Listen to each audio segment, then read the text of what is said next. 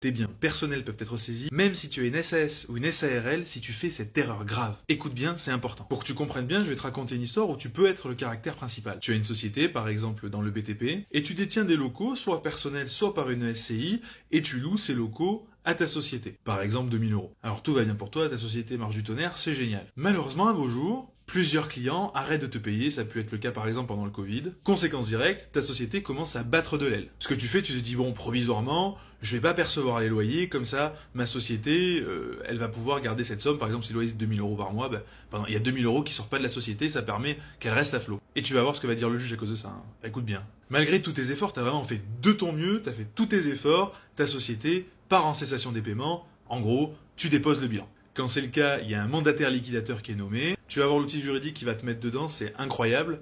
Mais avant ça, si t'aimes ce genre de contenu où vraiment je t'alerte sur les erreurs à éviter, tout ça, vraiment, soutiens-moi et soutiens-toi en t'abonnant. Revenons à nos moutons, on est en procédure de liquidation. Le mandataire liquidateur qui a été nommé peut demander au juge qu'on prenne ton patrimoine personnel, je vais t'expliquer pourquoi. Il va utiliser ce qu'on appelle une extension de procédure pour confusion du patrimoine et va expliquer la chose suivante. Dans des relations normales de contrat de bail, il y a un bailleur, un locataire. Le bailleur doit donner à bail un local et le locataire doit payer le loyer. Ça, c'est des relations normales. Mais là, comme le bailleur n'a pas pris le loyer, c'est pas des relations normales entre le bailleur et le locataire. Donc, il en déduit une confusion du patrimoine. C'est en fait la même personne. Et comme c'est la même personne, pour lui, il va en tirer les conséquences et dire, si c'est la même personne, on doit étendre la procédure au bailleur. En d'autres termes, et plus simplement, on va payer les créanciers avec les biens du bailleur. En gros, le bailleur risque de tout perdre.